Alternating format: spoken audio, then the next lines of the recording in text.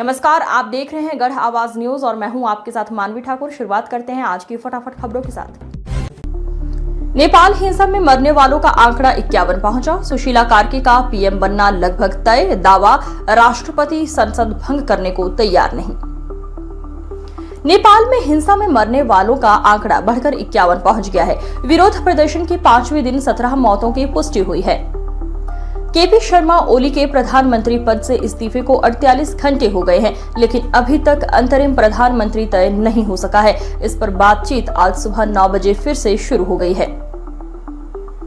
कल दिन भर चली चर्चा किसी नतीजे पर नहीं पहुंच सकी। मीडिया रिपोर्ट्स के मुताबिक सुशीला कार्की को अंतरिम पीएम बनाने पर लगभग सहमति बन गई है, लेकिन मौजूदा संसद को भंग करने या ना करने पर चर्चा रुकी हुई है। बातचीत में भाग लेने वाले एक अधिकारी के मुताबिक राष्ट्रपति पौडेल संसद भंग करने को तैयार नहीं। हालांकि कार्की ने तर्क दिया है कि पहले संसद को भंग किया जाना चाहिए, क्योंकि संविधान के अनुसार संसद कायम रहते हुए किसी गैर सांसद जो संसद का सदस्य न हो को प्रधानमंत्री नहीं बनाया जा सकता। सुशीला पर भारत समर्थक होने का आरोप लगा। आपस में भिड़े जैन Z.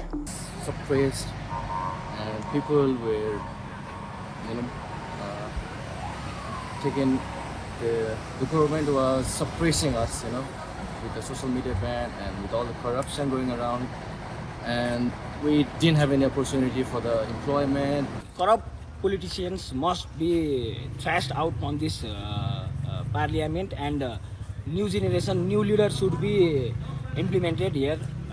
Though the leader must have good vision, can satisfy our generation and everyone.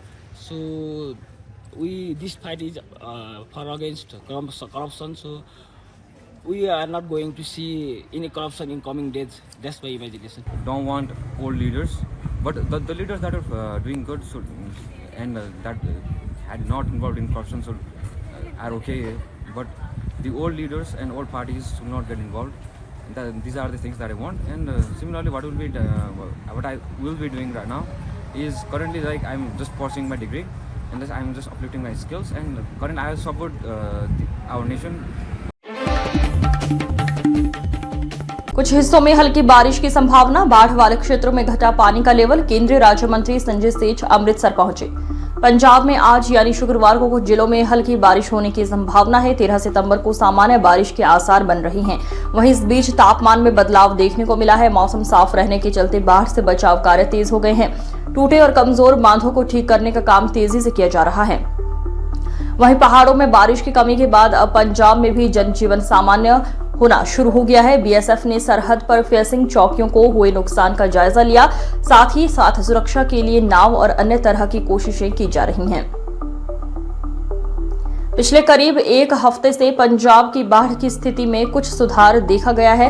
साथ ही साथ सभी नदियों का जलस्तर कम हुआ है। हालांकि हिमाचल और जम्मू में आज कुछ जगहों पर बारिश का अलर्ट है। अगर ज्यादा बारिश होती है तो पंजाब की टीमें अलर्ट पर रहेंगी। अमृतसर पहुंचे केंद्रीय राज्य मंत्री सेठ।